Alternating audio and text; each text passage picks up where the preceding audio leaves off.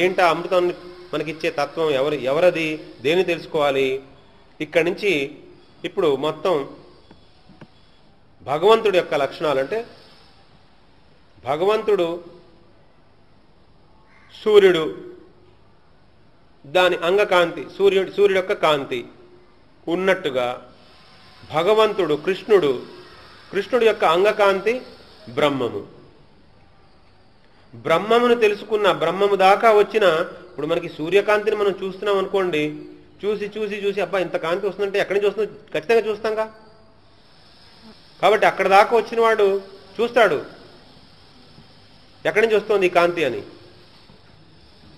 అందుకనే మనల్ని ముందు బ్రహ్మము గురించి చెప్తున్నారు ఇక్కడ. అనాది మత్ పరం బ్రహ్మ నా సత్తన్నా సదుచ్యతే. దేన్నైతే తెలుసుకుంటే నువ్వు అమృతత్వాన్ని పొందుతావో అది అనాది. అనాది అంటే మనం కాలాన్ని లెక్క పెట్టడం మొదలుపెట్టే ముందు నుంచి ఉంది అనాది. మత్పరం, మత్పరం అంటే ఇక్కడ నన్ను ఆశ్రయించి ఉంది. ఎవరది? బ్రహ్మ. ఆ తత్వమును బ్రహ్మము అంటారు. మనం పాటలో వింటుంటాం, బ్రహ్మం ఒక్కటే, పరబ్రహ్మం ఒక్కటే అని పాట వింటూ ఉంటాం.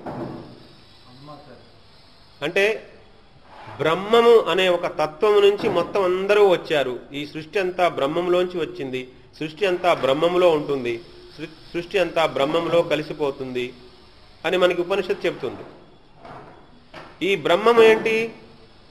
భగవంతుడి యొక్క అంగకాంతి. అందుకని ఇక్కడ ఏమంటున్నారు?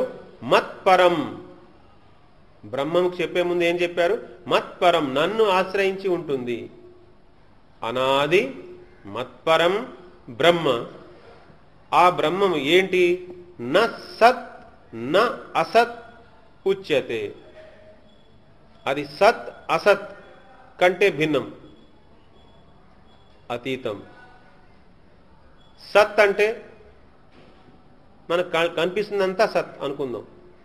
అంటే మన ఇంద్రియాల ద్వారా, మనసు ద్వారా, బుద్ధి ద్వారా మనం ఏవేమైతే తెలుసుకోగలమో అవన్నీ ఉన్నట్టుగా తెలుస్తున్నాయిగా మనకి, అది సత్.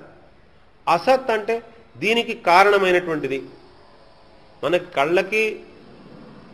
కళ్ళకి కనిపించేది, చెవులకి వినిపించేది, మనసుకి తెలిసేది, బుద్ధి ఆలోచించగలిగేది ఏవేమైతే ఉన్నాయో అవన్నీ ఏ కారణాల వల్ల అయితే వచ్చాయో, అంటే ఒక కారణం ఉంది, ఇది కార్యం అనుకుందాం. కార్యం అంటే ఎఫెక్ట్, కాజ్ ఎఫెక్ట్.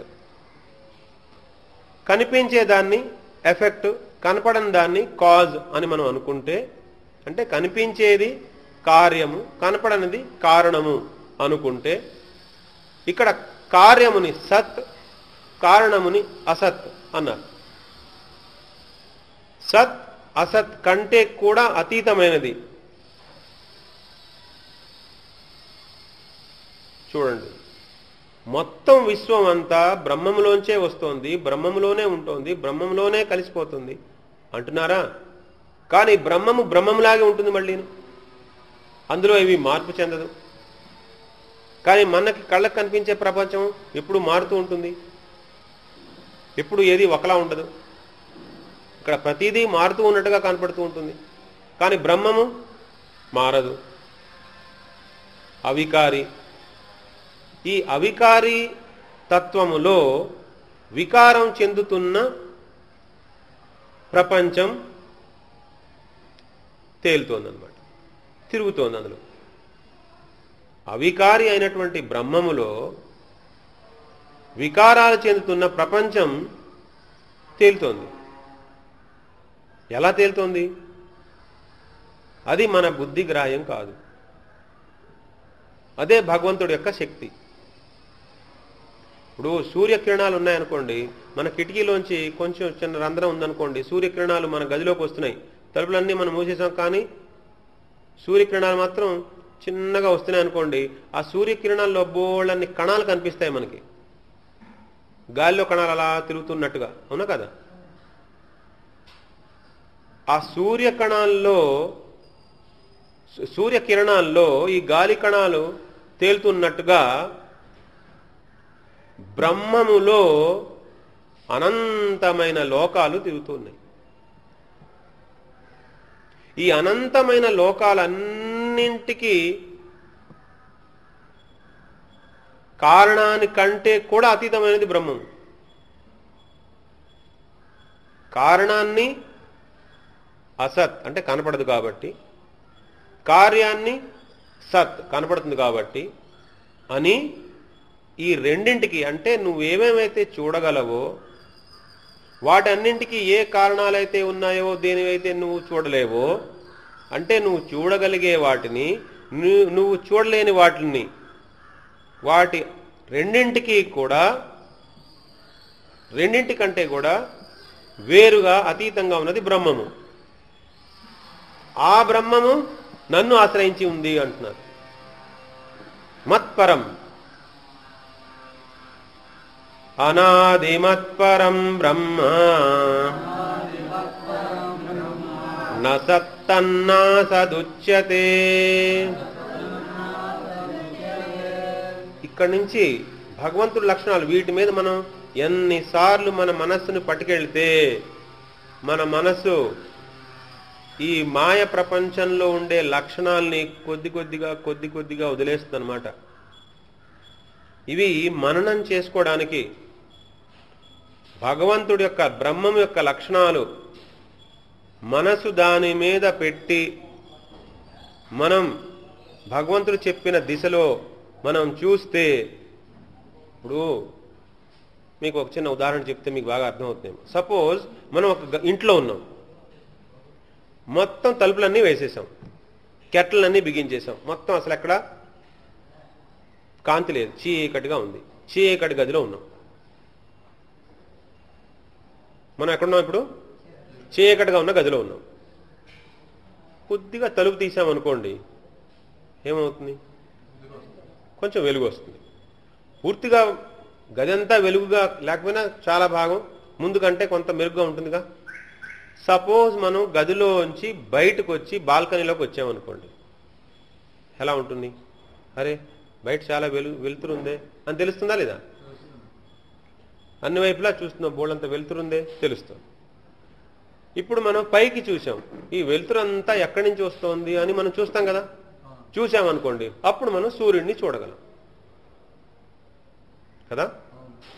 అదేవిధంగా మనం ఎక్కడైతే ఉన్నామో అక్కడి నుంచి మొదలుపెట్టి మన గది, చీకటి గదిలోంచి మనం ముందు తలుపు తీసి గురువు చెప్తున్నా, శాస్త్రం చెప్తున్నా, గురువు శాస్త్రం ఏం చెప్తారండి? భగవంతుడు ఏం చెప్పాడో అదే చెప్తారు, సొంతంగా చెప్తారేంటి? గురువు చెప్పింది, శాస్త్రం చెప్పింది, ఏదైతే భగవంతుడు చెప్పాడో ఆ విషయాన్ని మనం వినడానికి ముందు అసలు ఈ చెవులు అటు పడేసామనుకోండి, ఓ ద్వారం తెరుచుకున్నట్టే, కొంత కాంతి వచ్చేస్తుంది లోపలికి. మనం చెవులు ఇవ్వాలి భగవంతుడికి. చూడండి ఎంత కరుణామయుడంటే భగవంతుడు ఈ చెవుల్ని ఇలా పెట్టాడు, మూసుకోవడానికి వీలు లేకుండా. మన చేతులు పెట్టి మూసుకుంటే తప్ప మిగిలిన ఇంద్రియాలన్నీ మూయొచ్చు. చూడండి, కళ్ళుని ఇలా తెరవచ్చు, కళ్ళుని మూసేయచ్చు, నోరు కూడా తెరవచ్చు, మూయొచ్చు. చెవులు స్వతహాగా మనం మూయలేము, మన చేతులెట్టి మూయాల్సిందే. అంత అయిష్టత ఎవరికైనా ఉంటుందా? భగవద్నామాన్ని చెప్పేటప్పుడు, భగవంతుడి గురించి చెప్పేటప్పుడు ఆ ఇష్టమైతే వెళ్ళిపోతాడు, అంతేగాని నేను విన్న బాబు అని చెవులు పెట్టుకోడు కేవలం. అందుకని ఈ ఇంద్రియాన్ని మాత్రం అలా తెరిచిపెట్టాడనమాట. ఎందుకని? మనం నిజంగా ఆయన తెలుసుకోవాలని ఎప్పుడైతే కోరుకుంటామో ఆయన తన లీలల్ని, తన కథల్ని గురుముఖం ద్వారా మన చెవుల్లో ప్రవేశపెట్టడానికి వీలుగా ఉంటుందని ఈ ఏర్పాటు చేశాడు. చూడండి, మనం ఎప్పుడైతే ఈ శ్రవణేంద్రియాలని ఆ పనికి ఉపయోగించామో అప్పుడు కొంత జ్ఞానం మనలో ప్రవేశిస్తుంది. ఇక్కడ ఏ లక్షణాలు అయితే చెప్పారో వాటి మీద మనం కనుక మననం చేసుకున్నట్లయితే నెమ్మదిగా మన మనస్సు కరిగిపోతుంది అనమాట. బాగా గట్టిగా అయిపోయింది. ఇప్పుడు ప్రపంచంతో సంబంధం పెట్టుకోవడం వల్ల మన బాధ్యతలు అయితాయే, మన కోరికలు అయితాయే, వాసనలు అయితాయే, ఏదైనా కానివ్వండి, ఒక బాగా రాయిలా అయిపోయాం, హృదయం రాయిలా అయిపోయింది, బుద్ధి గట్టిగా అయిపోయింది, సాఫ్ట్నెస్ లేదు. ఇవి వినగా వినగా వినగా భగవత్ కథలు వినగా వినగా భగవంతుడి లక్షణాలు తెలుసుకోగా తెలుసుకోగా నెమ్మదిగా అది నెమ్మది కరగడం మొదలైపోతుంది. అది ఎప్పుడైతే పూర్తిగా కరిగిపోతుందో మన భగవంతుడి దగ్గర మనం ఏడవడం వల్ల అయితే జ్ఞానం సంపాదించుకోవడంలో మన బుద్ధి తీవ్రత పెరిగిపోవడం అయితే ప్రపంచం మీద ఉన్న కోరికలను వదిలేయడం వల్ల అయితే అంటే ప్రపంచం నుంచి వైరాగ్యం వచ్చేసింది, భగవంతుడి మీద ప్రీతి వచ్చేసింది. ఇవన్నీ జరుగుతూ ఉన్నాయనుకోండి లోపల, ఇవన్నీ లోపల జరుగుతున్నప్పుడు ఏమవుతూ ఉంటుంది, బాహ్యంగా ఆ 31 క్షేత్ర లక్షణాలు వచ్చాయి కదా, ఆ క్షేత్ర లక్షణాలన్నీ పోయి భగవంతుడిని తెలుసుకోవాలని భగవంతుడికి బాగా దగ్గరికి వచ్చేస్తున్నాం కదా, అప్పుడు మనకి స్టెప్ బై స్టెప్ మనం భగవంతుడి దగ్గరికి వెళ్తాం, భగవంతుడి యొక్క గొప్పతనాన్ని తెలుసుకుంటాం, ఆ ఆనందాన్ని మనం పొందుతాం. అందుకనే మళ్ళీ మళ్ళీ ఈ శ్లోకాల మీద మీరు మళ్ళీ వినండి, మళ్ళీ చదువుకోండి, మళ్ళీ మననం చేసుకోండి, ప్రశాంతంగా కూర్చుని దీని అర్థం ఏంటి మళ్ళీ ఒకసారి మైండ్లో అలా తిప్పడం వల్ల ఏమవుతుందంటే మనసు నెమ్మదిగా తన సహజ స్థితిలోకి వస్తుంది. మనం తన సహజ స్థితిలోకి వెళ్ళడానికి మనకు ఒక అవకాశం ఇచ్చిన వాళ్ళం అవుతాం. అనాదిమత్పరం బ్రహ్మ న సత్తన్నా సదుచ్యతే. ఇప్పుడు మనకు డౌట్ వస్తుంది, అది సత్తు కాదు అసత్తు కాదు అంటే మరి అది ఎక్కడున్నట్టు, భగవంతుడు అసలు ఉన్నట్టా? ఇక్కడ చూడండి, బ్రహ్మములోంచే అందరూ వచ్చారు కదా, అన్ని లోకాలు అన్ని జీవరాశులు బ్రహ్మములోంచే వచ్చాయంటున్నారు. ఉపనిషత్తు మనకు చెప్తుంది అది మన చెవి యొక్క చెవి, అది మన కన్ను యొక్క కన్ను. కన్ను యొక్క కన్ను అంటే కన్ను యొక్క కన్ను ఏంటి, అది మన మనస్సు యొక్క మనస్సు. అలా వస్తాయి. అంటే ఇప్పుడు మనం ఒక వస్తువుని చూస్తున్నాం అనుకోండి, మనం ఈ పుస్తకాన్ని చూస్తున్నాం, నేను పుస్తకాన్ని చూస్తున్నాను, ఇది పుస్తకం, ఇవి కళ్ళు. పుస్తకంలో ఏం రాసుందో కళ్ళు చూస్తున్నాయి. కళ్ళు తెరిచున్నాయా కళ్ళు మూసున్నాయా ఎవరికి తెలుస్తోంది? కళ్ళు తెరిచున్నాయా కళ్ళు మూసుకున్నాయా కళ్ళకు కాదుగా తెలిసేది, మనసుకు తెలుస్తోంది. అయ్యయ్యో కళ్ళల్లో ఏదో పడిపోయింది, అబ్బా కళ్ళు మండుతున్నాయి, ఎవరికి తెలుస్తోంది? కళ్ళకు కాదుగా తెలిసేది, మనసుకు తెలుస్తోంది. కళ్ళు బాగానే ఉన్నాయి, ఇందాక ఏదో పడింది, నలకేదో పడింది, బయటకు వచ్చేసింది, అమ్మయ్య ప్రశాంతంగా ఉంది. ఎవరికి తెలుస్తోంది? కళ్ళ యొక్క స్థితి మనసుకు తెలుస్తోంది. మనసులో చాలా అలజడి ఎక్కువ అయిపోయింది, మనసులో ఆందోళన ఎక్కువ అయిపోయింది, మనశ్శాంతి లేదు. ఎవరికి తెలుస్తోంది? బుద్ధికి తెలుస్తోంది. బుద్ధి అసలు నిర్ణయం తీసుకోలేకపోతోంది, అయోమయంగా అయిపోయింది. ఎవరికి తెలుస్తోంది? ఆత్మకి తెలుస్తోంది.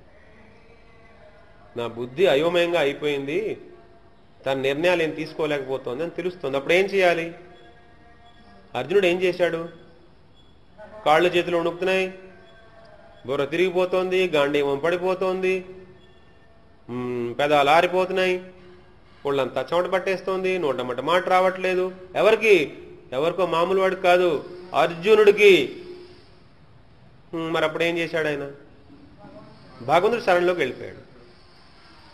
కాబట్టి మన వ్యవస్థ, ఈ దేహము మనసు బుద్ధి అనే వ్యవస్థ సరిగ్గా లేదు అని మనకి తెలిసినప్పుడు మనం ఏం చేయాలి? మనం గురువు పదాశ్రయంలోకి వెళ్ళిపోవాలి, భగవంతుడి దగ్గరికి వెళ్ళిపోవాలి. ఆయన ఏం చెప్పాడో తెలుసుకోవాలి, అక్కడి నుంచి శక్తిని మళ్ళీ తెచ్చుకోవాలి. ఆ శక్తి ద్వారా మళ్ళీ మన జీవితాన్ని సరైన పద్ధతిలోకి తెచ్చుకోవాలి. అయితే ఆ భగవంతుడు ఎక్కడున్నాడు? మనలోనూ ఉన్నాడు, మన బయట ఉన్నాడు, అంతటా ఉన్నాడు. బ్రహ్మములోంచే సృష్టి వచ్చింది, బ్రహ్మములోనే సృష్టి ఉంటోంది, బ్రహ్మములోనే సృష్టి కలిసిపోతోంది అన్నప్పుడు అంతా బ్రహ్మమేక. ఈ కళ్ళల్లోంచి కూడా, ఈ కళ్ళుని కూడా ఆయనే వాడుకుంటున్నాడు. నేనేమనుకుంటున్నానంటే నేను ఈ కళ్ళు వాడుకుంటున్నాను అనుకుంటున్నాను, ఆయన కూడా ఈ కళ్ళును వాడుకుంటున్నాడు. నేనేమనుకున్నా అండి, ఈ చేతులు నావి, నేను వాడుకుంటున్నాను అనుకున్నా, ఆయన కూడా వాడుకుంటున్నాడు. ఎలా వాడుకుంటున్నాడు చూడండి. ఇంతకుముందు మనం చెప్పుకున్నాం, ఈ దేహంలో ఇద్దరు ఉన్నారని చెప్పుకున్నామా? జీవాత్మ ఉన్నాడు, పరమాత్మ ఉన్నాడు అని చెప్పుకున్నామా? ఈ పరమాత్మ ఏం చేస్తాడు? ఈ జీవాత్మ చేసే ప్రతి పనిని నోట్ చేస్తాడుగా, రికార్డ్ చేస్తాడా? దాని కర్మ ఫలితాన్ని ఇస్తాడు. ఇప్పుడు మీరు ఏదో పని చేస్తున్నారు, మీ కర్మ ఫలితం ఇవ్వాలి. మీ కర్మ ఫలితం మీకు ఇవ్వాలి, నా కర్మ ఫలితం నాకు ఇవ్వాలి. కానీ నాలో ఉన్న పరమాత్మ, మీలో ఉన్న పరమాత్మ ఒకడే. నాలో ఉన్న జీవాత్మ, మీలో ఉన్న జీవాత్మ వేరు. నాలో ఉన్న పరమాత్మ, మీలో ఉన్న పరమాత్మ ఒకడే. కాబట్టి ఏం చేస్తున్నాడు? ఆ పరమాత్మ ఈ దేహాన్ని వాడుకుంటాడు, ఆ దేహాన్ని వాడుకుంటాడు. మీకు భగవద్గీత వినాలి వినాలి వినాలి అని ఎప్పటి నుంచి ఉందో, నాకు భగవద్గీత ఎప్పుడు చెప్పాలా ఎప్పుడు చెప్పాలా ఎప్పుడు చెప్పాలా నాకుంది. మనందరినీ ఇలా కలిపేశాడు. ఎలా మనకు తెలుసా? ఈ రహస్యం మనకు అర్థం అవుతుంది. ఆయన ఎలా కలిపాడో అర్థం అవుతుంది మనకి. అందుకని ఈ శ్లోకంలో ఏమంటున్నారు? ఆయన ఎక్కడున్నాడు? సర్వతః పాణిపాదం తత్ సర్వతోక్షిశిరోముఖం సర్వతః శృతిమల్లోకే సర్వమావృత్య తిష్టతి. సర్వతః పాణిపాదం. పాణి అంటే చేతులు, పాదం కాళ్ళు. సర్వతః పాణిపాదం. ఆ బ్రహ్మము అనే తత్వం ఉందే, పరమాత్మ తత్వం ఉందే, ఆ పరమాత్మ తత్వానికి అన్ని చోట్ల కాళ్ళు చేతులు ఉన్నాయట. అదేంటండి? జీవాత్మకి అన్ని చోట్ల కాళ్ళు చేతులు ఉన్నాయంటే బాగుంటుందా? సబబుగా ఉంటుందా అసలు? అది లేదు కదా. నాకు 2 కాళ్ళు 2 చేతులు ఉన్నాయి, మీకు 2 కాళ్ళు మీకు 2 చేతులు ఉన్నాయి. కానీ ఇక్కడ ఏమన్నారు? సర్వతః పాణిపాదం తత్ సర్వతోక్షి శిరోముఖం. అక్షి కళ్ళు, శిర తల, ముఖం కళ్ళు. అన్ని చోట్ల ఆయనకి కళ్ళు ఉన్నాయి, అన్ని చోట్ల శిరం తల ఉంది, అన్ని చోట్ల ముఖం ఉంది. సర్వతా శృతి మనలోకే, అందరిలోంచి వినగళ్ళు. అన్ని చోట్ల చెవులు ఉన్నాయి ఆయనకి. మనం ఉంటాం గోడకు కూడా చెవులు ఉన్నాయండు అంటుంటాం మనం. అన్ని చోట్ల చెవులుంటాయి. సర్వత శృతి మనలోకే సర్వమావృత్య తిష్టతి. మొత్తం అంతటిని ఆవరించి ఆక్యుపై చేసి తిష్టతి, తిష్టేసుకున్నాడు ఆయన బ్రహ్మతత్వం. అన్ని చోట్ల మొత్తం అంతా ఉన్నాడు. మనం ఏంటంటే నా ఇల్లు, నా భార్య, నా పిల్లలు, నా ఉద్యోగం, నా ఫ్యామిలీ, నా ఏదో చిన్న సర్కిల్ పెట్టుకుని అందులో ఏదో గిలగిలగిలగిల కొట్టుకుంటున్నాం మనం. ఇప్పుడు మనకి రావాల్సినవన్నీ వస్తున్నాయి, పోవాల్సినవన్నీ పోతున్నాయి. ఎలా? ఇదిగో ఆయన వల్లే. మన కర్మ ఫలితం ప్రకారంగా, ఇప్పుడు ఉదాహరణకి మీరు మీ కర్మ ఫలితం ప్రకారంగా ఇవాళ ఒక లడ్డూ తినాలి అని ఉందనుకోండి. మీకు లడ్డూ తినాలి, యాక్చువల్గా మీ కర్మ ఫలితం ప్రకారంగా మీ ఇవాళ లడ్డూ తినాలి.